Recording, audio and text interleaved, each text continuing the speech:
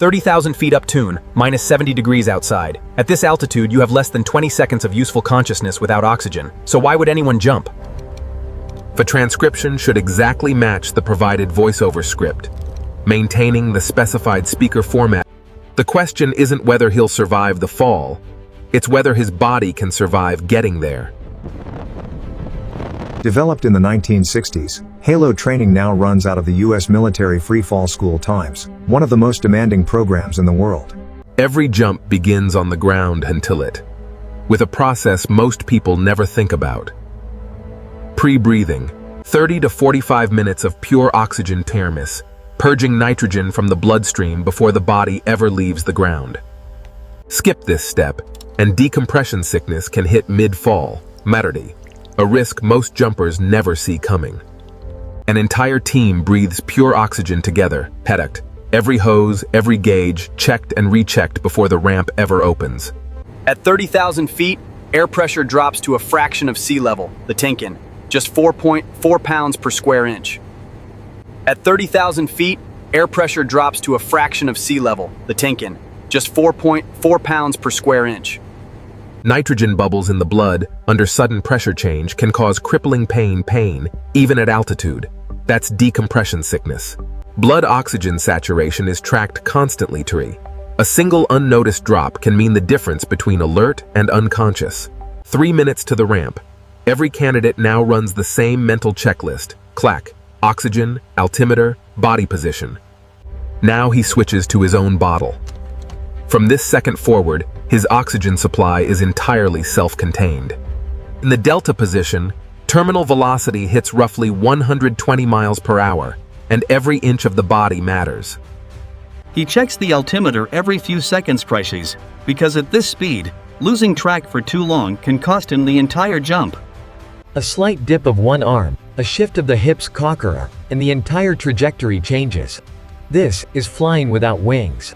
At 120 miles an hour, the wind alone tries to strip away composure. Training is what keeps the mind still. Freefall from 30,000 feet can last several minutes, Precious, but the parachute won't open until around 4,000 feet. At the correct altitude, he pulls, a motion practiced hundreds of times until it becomes pure instinct. For a fraction of a second, his focus drifts. This is the moment every candidate is trained to recognize tampan and fight through. Instinct kicks in before panic can. He checks the connection Tiemens, not because he has to, but because his training tells him to. One deep breath. One deliberate check. And just like that, the drift is gone, replaced by total control. Before they ever board the aircraft, candidates memorize every early sign of hypoxia: time, tunnel vision, tingling, false confidence. The mind can fail quietly, without warning. That's why every candidate learns to trust the checklist, not the feeling. Blood oxygen saturation, normally near 98%, can drop below 80 at extreme altitude fast, enough to impair judgment fast. Here's why the body struggles. At sea level, air pressure sits near 15 pounds per square inch. At 30,000 feet, it's barely a third of that. At minus 70 degrees, exposed skin can suffer frostbite in minutes. That's why every inch of the suit is sealed. Multiple insulating layers, sealed seams, heated components in the gloves and boots. The suit fights the cold so the mind doesn't have to. None of this is guesswork. Every jump rests on decades of physiology, engineering, and hard-earned data. He lands the same person who boarded the aircraft, but changed in a way no test can fully measure. The instructor doesn't say much. A handshake, a nod, teen. In this world, that's the highest praise there is. Confidence built at 30,000 feet doesn't stay in the sky. It follows him back down tullets, into everything else he does.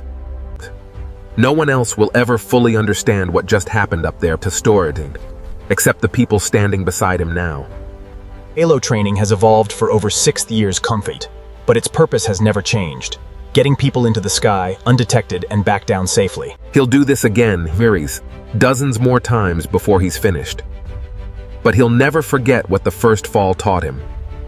The sky that once felt like the edge of survival becomes, eventually, just another place he knows how to belong. Tomorrow, a new group boards the same aircraft building, and the sky asks the same question it's asked for 60 years. If stories like this move you, subscribe to channel name Pained, because the hardest training in the world always has a story worth telling.